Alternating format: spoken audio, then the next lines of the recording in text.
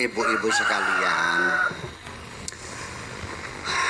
ini kita jangan buru-buru. Ini gak kebatinan bangsa dukun, bangsa jimat kan menjadi ruwet ini. Beli peragat-peragat ketukaran bahaya. Umat Islam bisa nggak sih berhenti bertengkar? Lu rebutan apa sih? Rebutan surga? Deke siapa? Iya kan? Jangan mengklaim aku masuk surga. Jangan mengutuk orang masuk neraka dong. Kita doakan semuanya masuk surga semuanya. Kan enak gitu. Jadi ini pasal kebatinan, Tuhan itu segala macam, kita bicara rumah aja lah. Begini ya, kalau Tuhan mah ya nggak laki nggak perempuan, emangnya seperti siapa sih? Jadi begini, sampai umat Islam sendiri pada umumnya itu ketika mendeskripsikan Tuhan, itulah terjadi mazhab-mazhab itu. Jabariyah, Qadariyah, Ahlussunnah wal Jamaah, Murji'ah, kan begitu. Itu persepsi mereka tentang Tuhan yang berbeda-beda. Mu'tazilah mengatakan Tuhan ini, Allah itu menciptakan manusia, diberi akal, diberi pikiran, diberi hati, diberi anggota badan, diberi energi, diberi roh, berjalan sendiri. Allah tidak intervensi. Allah menyuruh berbuat baik, Allah melarang berbuat jahat. Kalau dia berbuat baik atas pilihannya akan dikasih pahala, kalau dia berbuat jahat atas pilihannya diberi siksa. Kalau Jabariyah semuanya Allah yang menentukan. Kalau ahli sunnah ada qada mubram, ada ghairu mubram, ada yang ini itu filosofis semuanya itu. Saya kira walau bagaimanapun udahlah, kita nggak usah saling menyalahkan. Pada beli keruwe barangnya mah. Iya kan? Nah, sampai di dalam Al-Quran sendiri ketika ada cerita dialog antara Allah, Adam, Iblis dan malaikat, dikiranya itu Allahnya duduk di sana, malaikatnya di situ, Adamnya di sini, terus tuding-tudingan kok perasaan. Begitu kan dalam imajinasi, maka seperti itu. Memangnya Nabi Adam melihat Allah? Memang Iblis melihat Allah? Memang malaikat melihat Allah? Siapa yang pernah melihat Allah? Udah nggak usah jauh-jauh. Ibu-ibu bisa ngelihat sembahyang nggak? Bisa ngelihat sholat nggak? Sholat bisa dilihat nggak? Yang dilihat apa? Orang yang sedang sholat. Di sekitar kita ini banyak yang tidak dilihat. Kalau kentut mah tidak bisa dilihat, tapi kan dicium bisa. Ya kan begitu. Suara dilihat tidak bisa, dicium tidak bisa, tapi bisa didengar. Artinya apa saja yang kita tangkap dengan salah satu panca indera kita, itu kan namanya fisik. Betul enggak? Kalau yang benda-benda kelihatan mata ini namanya fisika konvensional. Kalau benda-benda yang tidak terlihat mata namanya partikel. Selanjutnya, lalu Allah itu seperti apa? Ada di mana? Bagaimana? Ini kan dulu orang itu kan ingin meragakan Tuhan. Maka ketika mereka membuat patung-patung itu, lalu ditegur oleh Allah, kenapa engkau menyembah patung? Mereka menjawab, wa ma na'buduhum illa liyuqarribuna ilallahi zulfa.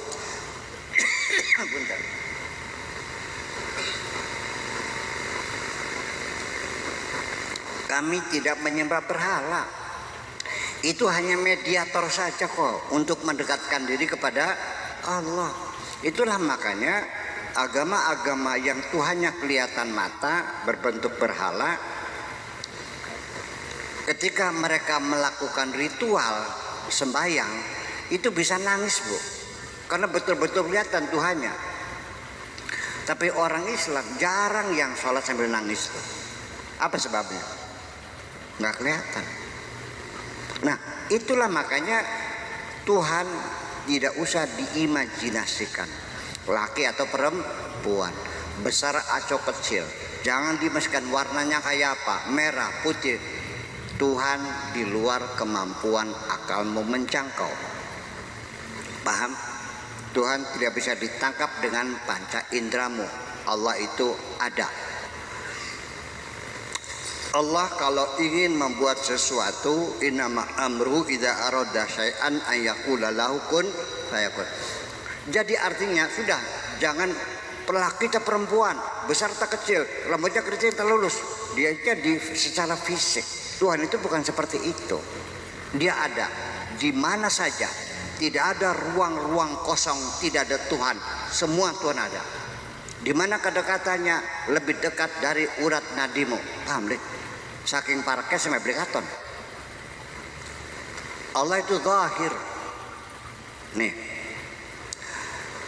saya mau nanya, kolong adanya di mana? Ada di mana kolong? Longan ini ada kolongan. Ini suara apa? Soramben.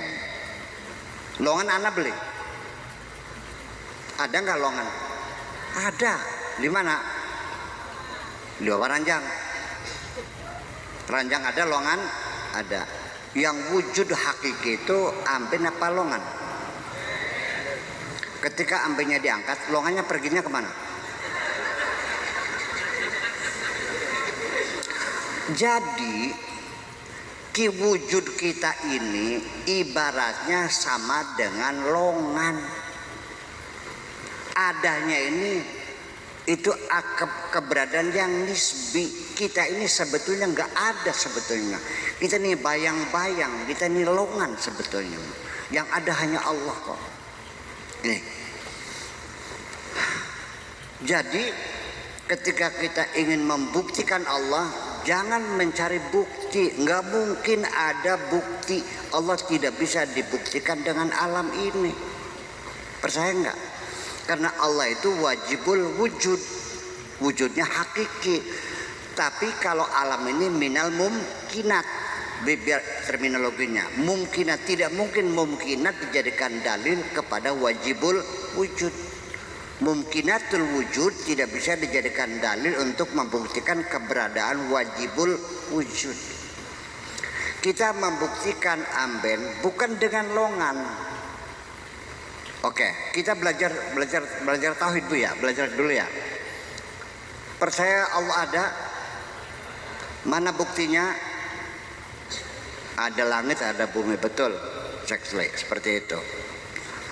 Ini untuk anak-anak kecil yang SD kelas 1 sampai kelas 6 padu asal manjing. Tapi kita yang sudah kaplak-kaplak ini, ngerti kaplak kok? Iya, jangan jadi anak kecil lagi, pakai logika dong. Masa langit bumi sebagai bukti adanya Allah? Gimana, nggak mungkin. Ini kerapuhan sekali, rapuh sekali. Oke, kita uji. Sebelum Allah bikin langit, bikin bumi, alam ini kan baru terjadi teori Big Bang oleh George Lemaitre. Itu kan 14 miliar tahun yang lalu ada ledakan besar, ya, sehingga berkembang menjadi the extending universe, alam semesta yang mengembang semuanya ini. Alam ini mengembang, ya, bintang-bintang itu mengembang. Ada yang menjauh. Dari mana kita bisa tahu bintang itu mendekat atau menjauh? Kita pakai kaca reflektor. Nanti kita lihat cahaya bintang itu. Kalau bintang itu berwarna merah, berarti bintang itu menjauh. Kalau bintang itu warnanya biru, maka bintang itu mendekat. Alam semesta terus mengembang. Itu umurnya baru 14 miliar tahun. Nah, sebelum adanya Big Bang, sebelum Allah bikin langit bumi isinya, Allah ada nggak? Ketika saya tanya, Allah ada nggak? Buktinya mana? Engkau akan kehilangan bukti. Ketika ditanya Allah ada atau tidak, ketika Allah belum bikin langit bumi, Anda tidak punya bukti. Oke? Paham bikin ke? Kedua, apabila nanti kiamat langit bumi digulung semuanya dan Allah berkata limanil mulkul yaum, siapa yang paling berkuasa di sini? Sudah nggak ada makhluknya. Lalu Anda saya tanya, masih yakinkah Allah ada? Mana buktinya? Melongo nggak? Kenapa melongo? Nggak ada langit, nggak ada. Anda akan terpaksa mengatakan Allah tidak ada karena buktinya nggak ada. Allah tidak perlu dibuktikan, tetapi dengan Allah sebagai bukti membuktikan adanya alam semesta ini. Jadi kita ini ibaratnya kayak longan, tapi jangan diterusin nih. Jore buya, usul kayak amben, ngaco sih remah. Jangan menyebutkan sendiri. Nah, artinya nanti ketika Anda nanti di akhirat ditanya oleh malaikat, mana buktinya Allah? Bingung. Tapi saya membuktikan adanya Allah bukan dengan logika saya, tapi dengan rasa saya. Ketika malaikat menanyakan, engkau yakin Allah ada? Yakin. Mana buktinya? Aku yang merasakan, wahai malaikat. Itu persoalan. Jadi kalau istilah laki perempuan, wah aku masih nggak usah dipikirin lah laki perempuan mah. Nah, cuman ini kebatiran ini mungkin arahnya nanti masalah jimat-jimat, masalah jampi-jampi, itu begitu kan lagi digencar, lagi digencar ya kita. Termasuk saya juga di di internet itu kan, setelah saya melihat video Buya Syakur saya kagum, ceramahnya hebat-hebat, tetapi begitu dia praktek paranormal ternyata Buya Syakur musyrik.com. Ngomong apa kira-kira? Udahlah, saya tidak akan marah, insya Allah mangga. Surat wadanana masanya wata. Jadi saya menghargai orang yang mengatakan, karena saya bikin jimat bu, bukan jalur kemat kalau karmat mana baik. Nah ini menjadi persoalan bikin jimat itu musyrik, karena meyakini selain Tuhan ada punya kekuatan yang lain, namanya jimat, jadi musyrik. Oke, saya paham. Orang yang mengatakan jimat itu musyrik, suatu ketika dia marah kepada bawahannya yang kerjaannya salah, nah, bawahannya yang lawan terus, sambil dia marah mengatakan, mulai hari ini kamu harus tahu aku adalah pimpinan kamu di sini. Masa depanmu ada di ujung penaku, bisa kumutasikan ke tempat yang jauh di sana. Bayangkan, dia mengatakan jimat musyrik, tapi dia mengatakan masa depanmu ada di ujung penaku ini. Musyrik ada Tuhan lain, tapi kalau orang mengatakan masa depanmu ada di tanganku, berarti dia sudah menjadi Tuhan. Betul nggak? Jadi mana yang lebih musyrik? Ngaku Tuhan atau mengaku? Ini persoalannya. Oke. Bapak-bapak, saya kasih jimat, masuk hutan, ada macan, ada ula, ini anti macan lah, anti bisa lah gitu. Artinya tegar nggak? Tegar. Oke, satu orang lagi saya kasih senapan, masuk hutan. Lebih tegar mana? Bawa senapan apa bawa jimat? Dari mana yang lebih musyrik? Oke.